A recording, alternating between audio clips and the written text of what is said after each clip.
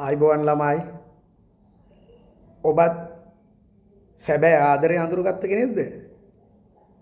අහලා බලන්න මේ කතාව. මේක ඔබේ කතාව වෙන්න පුළුවන්. දවසක් තරුණ පින්වතුන් යුවලක් යනවා සත්තු වත්තක් නරඹන්න.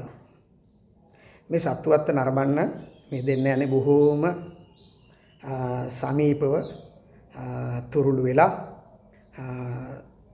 ඒ සත්තු වත්ත නරඹමින් ඉදිරියට යනවා.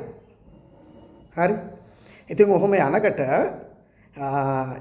එක කූඩුවක ඉන්නවා වඳුරු ඉන්න කූඩුවක් තියෙනවා.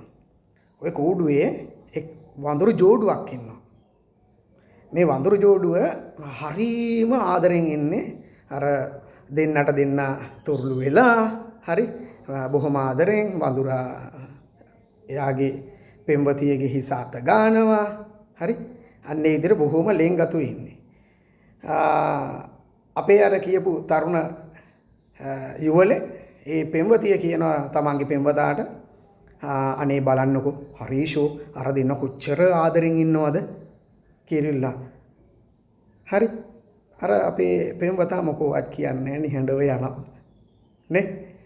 පිරිමියා ඉතින් එහෙම තමයි යනවා. යා දෙන්නත් එක ටික දුරක් යනකොට සිංහ ඉන්න කූඩුවක් තියෙනවා. සිංහ ඉන්න කූඩුව ළඟට ගිහුවාම සිංහයා ඉන්නවා පැත්තක. සිංහ දේනෝ ඉන්න තව ටිකක් දුරින්. මේක දැක්කහම අපේ අර තරුණ පෙම්වතිය කියන අයියෝ බලන්නකෝ කිසිම රොමැන්ටික් බවක් නැහැ. ප්‍රේමණීය බවක් නැහැ.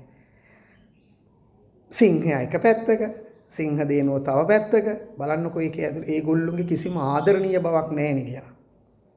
ඔන්න ඔතනදී අපේ අර තරුණ පෙම්වතා කියනවා තමන්ගේ පෙම්වතියට ඔයා ගල් කැටයක් අරගෙන අර සිංහයා ඉන්න කූඩුවට සිංහ දේනුවගේ පැත්තට ගල් කැටයක් විසි කරන්න නිකන් ගහන්න උත්සාහ කරනවා වගේ ඉරියව්වකින්.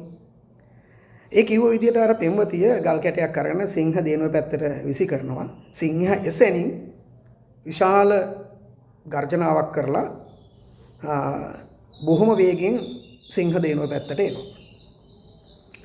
අපේ පෙම්වතා මොකවත් කියන්නේ අර තරුණ පෙම්වතා. එයා කියන අපි දෙන්න යන් අහපුව අර වඳුරු ඉඳපු කුඩුව ළඟට ගිහිල්ලා කියනවා තමන්ගේ පෙම්වතියට ඔය විදිහටම අර කලින් කරා වගේම ගල් කැටයක් අරගෙන වඳුරුන්ගේ කුඩුවේ අර ඉන්න වඳුරු පෙම්වතිය ගාවට වැඳිරිය ගාවට දාන්න කියලා.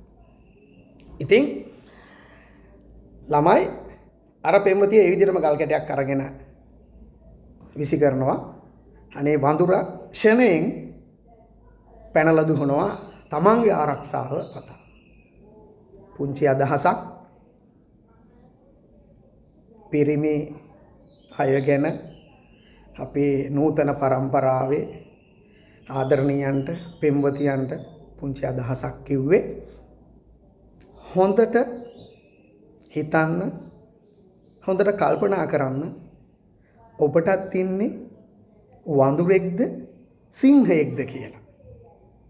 ස්තුති ළමයි. තෙරුවන් සරණයි.